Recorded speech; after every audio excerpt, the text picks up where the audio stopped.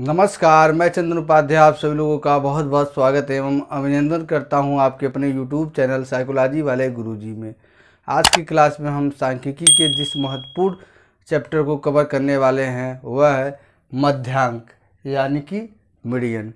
आज की क्लास में हम बहुत ही आसान तरीके से मध्यांक को निकालना आप लोगों को सिखाएंगे, इसलिए आप लोग वीडियो को पूरा देखिएगा। अगर आप चैनल पर नए हैं तो चैनल को सब्सक्राइब करके बेल आइकन को प्रेस कर दीजिएगा ताकि आपको साइकोलॉजी से रिलेटेड इसी प्रकार की वीडियो देखने को मिलती रहे। तो चलिए शुरू करते हैं और समझते हैं कि मध्यांक क्या होता है और मध्यांक को कैसे हल किया जाता है। मध्यांक को हम आज आपको एकदम आसान तरीके से निकालना सिखाएंगे। क्लास के लास्ट में आप देखेंगे कि आपको मध्यांक निकालना अच्छे तरीके से आ गया है। तो पहले हम समझते हैं कि मध्यांक या इसको माध्यिका भी कभी कभी कहा जाता है, ये होता क्या है। देखिए, इसके लिए हमने एक परिभाषा लिया है जिससे आपको समझने में आसानी होगी कि मध्यांक होता क्या है। ग्लिटमैन 1983 कहते हैं कि यह वह बिंदु है जो प्राप्तांकों के आरोही क्रम में व्यवस्थित होने पर वितरण को दो बराबर भागों में विभक्त कर देता है। यानी कि ये कौन से बिंदु है? वो बिंदु है जो वितरण को दो समान भागों में विभक्त कर देता है, यानी कि 50% केस इधर 50% इधर। तो उसे क्या कहते हैं? मध्यांक। या तो आप शब्द के साथ देखिए, मध्य का जो बिंदु होता है उसे हम क्या कहते हैं? मध्यांक कहते हैं। और मध्यांक का प्रयोग कब किया जाता है? मध्यांक का प्रयोग देखिए, जब वितरण के जब केंद्रीय प्रवृत्ति का त्वरित मापन करना हो, यानी कि जब तुरंत आपको केंद्रीय प्रवृत्ति के मानों का जांच करना हो या पता करना हो तो आप क्या है मध्यांक का प्रयोग करते हैं। या जब वितरण के 50% बिंदु को ज्ञात करना हो, आपको यह ज्ञात करना हो कि जो वितरण आपको दिया गया है उसका 50% वाला बिंदु कौन है, तो उसके लिए आप जो है मध्यांक का प्रयोग कर सकते हैं। या यदि प्राप्तांक का वितरण विषम हो, विषम मतलब क्या होती है? 3, 1, 3, 5, 7 विषम संख्याएं हो तो यह उपयोगी होता है। और इसकी गणना क्या है? आप ग्राफ के माध्यम से भी कर सकते हैं।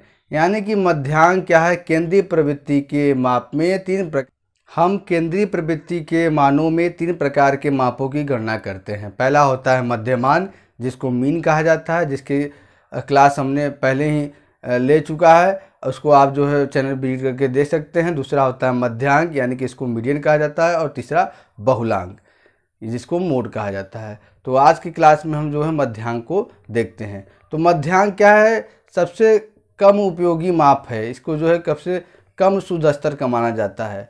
तो अब आपको हम सिखाएंगे कि मध्यांक का हम गणना कैसे करते हैं जब आंकड़े व्यवस्थित हो और जब आंकड़े अव्यवस्थित हो। तो मध्यांक का कौन सा सूत्र लगता है और कैसे जो है मध्यांक निकाला जाता है। इसलिए आप लोग जो है क्लास में लास्ट तक बने रहिए, वीडियो को ज़रा भी स्किप मत करिएगा, जिससे आपको जो है मध्यांक कैसे निकाला जाता है ये आपको समझने में बहुत आसानी हो। देखिए, सबसे पहले हम देखेंगे कि अव्यवस्थित जब आंकड़े हों तो मध्यांक की गणना कैसे की जाती है। इसमें भी 2 बातें आती हैं। पहली बात क्या है?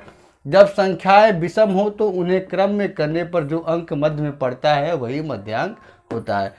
जब आंकड़े अव्यवस्थित हो या समूह में न हो तो उसमें पहला जो है तरीका बहुत सिंपल है कि जब संख्याएं विषम है तो उनको आप आरोही क्रम में कर दीजिए और उसमें से जो मध्य में पड़ता है उसे क्या है? मध्यांक माना जाएगा। जैसे हमने एक एग्जांपल लिया है 3, 9, 12, 6, 4, 10, 8। एक हमने ले लिया है एक आंकड़ा और इस आंकड़ा को क्या है? अव्यवस्थित आंकड़ा है, ठीक है। अब इसको हम आरोही क्रम में करेंगे। आरोही क्रम में आप कर दीजिए। अब करने के बाद मध्य वाला आप बिंदु पता कर लीजिए कौन सा है। 1, 2, 3, 4, 5, 6, 7, इसमें 7 अंक है, यानी कि 3 इधर 1, 2, 3, 3 इधर 1, 2, 3 इधर। मध्य वाला बिंदु कौन सा हो गया? 8। तो इसलिए इसका मध्यांक क्या हो गया? 8। पहली बात तो यह है जब अव्यवस्थित आंकड़ों से हम निकालते हैं। दूसरी जब संख्याएं सम होती हैं, जैसे 2, 4, 6, 8 संख्याएं सम होती है तो मध्यांक की गणना के लिए संख्याओं के योग में टोटल कर दीजिए, 1 जोड़कर 2 से भाग दीजिए, तब इसका सूत्र ये बनता है मीडियन बराबर n+1/2 स्कोर, ठीक है।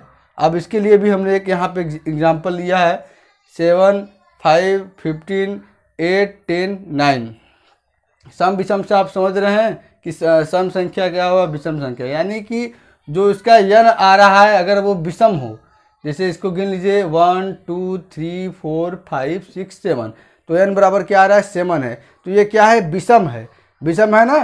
तो इसके लिए आप बस क्या करिए, इसको आरोही क्रम में कर लीजिए और इसके बीच वाला जो है उसको क्या है वही उसका मध्यांक हो जाएगा। और जब संख्याओं का जो है आए जो सम में आए, n बराबर क्या है सम में आए, तो उसमें क्या है उसको उसमें आपको ये सूत्र लगाना होगा। देखिए जैसे एक एग्जाम्पल हमने यहाँ लिया 1 2 3 4 5 6 1 2 3 4 5 6, यानी कि जो n है वो क्या है n बराबर 6 है और ये 6 क्या है सम है। तो उसके लिए आप ये सूत्र लगाएंगे कि n + 1/2, यानी कि n क्या है आपका टोटल प्राप्तांक आंकड़े कितने हैं, तो ये आंकड़े कितने हैं 6 है, इसमें आप 1 जोड़ दीजिए और 2 से भाग कर दीजिए, जो आएगा आपका वही जो है क्या है मध्यांक। देखिए 7/2 अंक बराबर 3.5 अंक।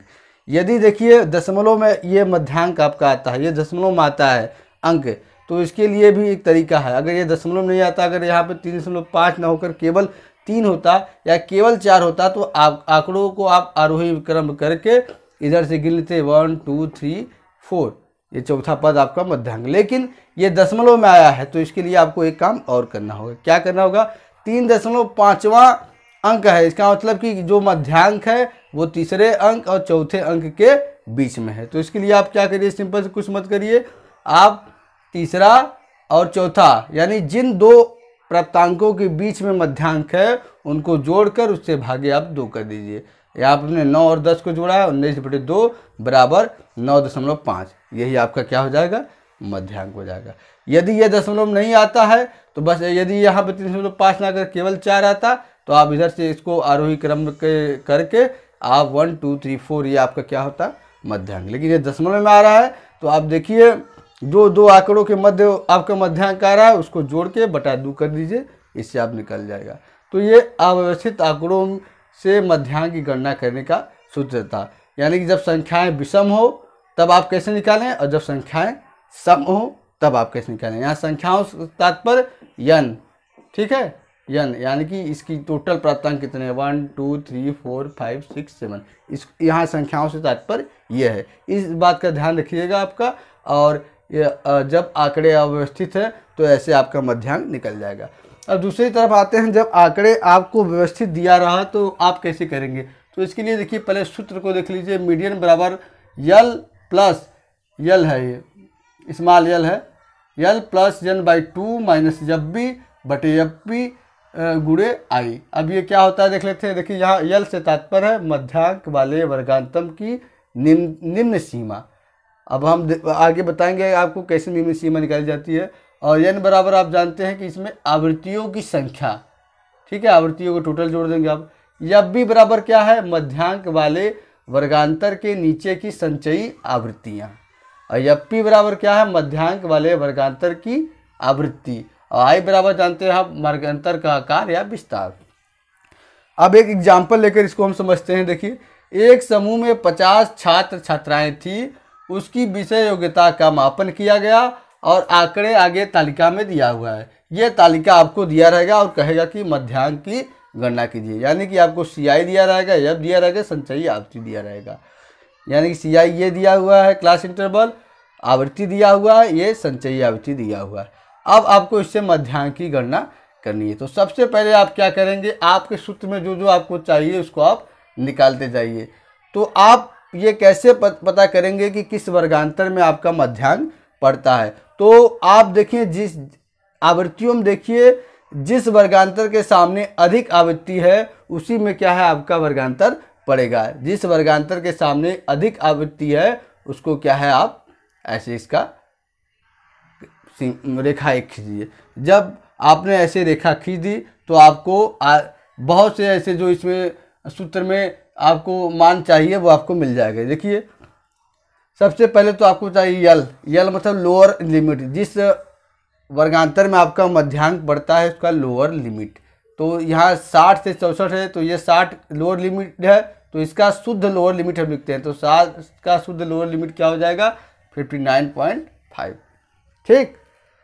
अब आपने ये जो जिस वर्गांतर के सामने आवृत्तियों का आपने घेरा है, वर्गांतर के सामने जो आवृत्ति है वो आपका क्या हो जाएगा, यप्पी हो जाएगा। यप्पी मतलब मध्यांक वाले वर्गांतर की आवृत्ति, ये आपके मध्यांक वाले वर्गांतर की आवृत्ति यप्पी हो गया। अब संचयी आवृत्ति में आइए, आपको यप्पी मिल जाएगा। संचयी आवृत्ति में आप देखिए जिस वर्गांतर के सामने की जो संचयी आवृत्ति है उसके ठीक नीचे क्या है, आपको यप्पी मिल जाएगा, यानी कि मध्यांक वाले वर्गांतर के नीचे की संचयी आवृत्तियाँ, ये आपको यप्पी मिल जाएगा। अब आई आप जानते हैं, आई यानी वर्गांतर का क्या 40 से 40 के बीच में कितना है, 5 है, तो आपको सब मिल गया। यल मिल गया आपको 59.5, ठीक। उसके बाद क्या मिल गया आपको, n/2, n मतलब कितना है, टोटल आप आवृत्तियों को जोड़ लेंगे जो आएगा, ठीक है, उसमें 2 का भाग कर लेंगे। n बराबर 50 है, इसको हमने 2 से भाग किया तो ये क्या है 25, n/2 आपको क्या प्राप्त हो गया, 25 प्राप्त हो गया। अब इसको क्या है, आप सूत्र में रख के इसको हल कर दीजिए जैसे हमने रखा है। देखिए यल 59.5 प्लस n/2 25 माइनस यप्पी क्या है, यप्पी है आपका क्या है 21, सब मानों को आप लिख लीजिएगा। अब बटे आपका यप्पी क्या है 12 गुणे 5। अब इसको आप हल करेंगे तो 59.5 प्लस 25 में 21 गया 4 बटे 12 गुणे 5। अब करेंगे आगे आप तो 59.5 प्लस इसको आप काटेंगे तो 0.33 होगा गुणे 5। इसको हल करेंगे आप तो आपका आंसर आ जाएगा मध्यांक 61.5। यानी कि जब आपको व्यवस्थित आंकड़ों का मध्यांक निकालना हो तो आप इसमें कुछ महत्वपूर्ण बातों का आपको ध्यान रखना होता है। सबसे पहले आप जो है सूत्र को याद करिए, सूत्र क्या है और सूत्र में कौन कौन से मान कौन कौन से उनको आप निकालना सीखिए। आप वर्गांतर ये आपको दिया जाता है, ये आपको दिया जाता है। इसमें सबसे पहले आप क्या करेंगे कि जिस वर्गांतर के सामने की आवृत्ति ज़्यादा होगी उसको आप जो है ऐसे घेर देंगे। अब घेरते ही आपको जो है इसमें 3 चीज़ें मिल जाएंगी ऑलरेडी। क्या है, जिस वर्गांतर के सामने की आवृत्ति अधिक है उसको क्या है आप यप्पी कर देंगे, और वर्गांतर के ठीक सामने वाली जो संचयी आवृत्ति है उसके ठीक नीचे क्या है आपको यप्पी मिल जाएगा, ठीक। अब इसके क्या है लोअर लिमिट, 60 का शुद्ध लोअर लिमिट क्या होता है 59.5, ठीक। अगर 65 रहा तो 65 का क्या हो जाएगा आपका 64.5। अब आई क्या है, आई आपका वर्गांतर का आकार है। ये सब रख दीजिए, आप रख कर आप हल कर दीजिए, जो आपका आएगा वो आपका मध्यांक हो जाएगा। अब कुछ विशेष परिस्थिति होती है उसमें मध्यांक की गणना कैसे की जाती है। जैसे वितरण में रिक्तता होने पर मध्यांक की गणना यानी कि 0 होने पर क्या क्या आप करेंगे। यदि मान लीजिए यहाँ पे 12 ना होकर क्या है 0 हो, ठीक, तो आप 0 हो, ये इसी पे मध्यांक पड़ रहा है तो आपको कुछ नहीं करना है। इसमें आपको क्या करना है कि मीडियन बराबर l+u/2 यानी कि लोअर लिमिट और क्या है अपर लिमिट को जोड़ के बटे 2 कर देना है, जो आएगा आपका वो आंसर आएगा। अब जब वितरण में 1 से ज़्यादा शून्य होगा तो क्या है आपको मध्यांक इस हिसाब से लगाना होगा।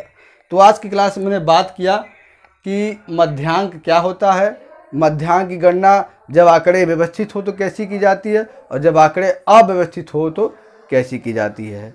आगे क्लास में हम बात करेंगे कि बहुलांक कैसे निकाला जाता है। आज की क्लास में इतना ही, मिलते हैं हम अपने अगले क्लास में, तब तक के लिए आपका बहुत बहुत धन्यवाद।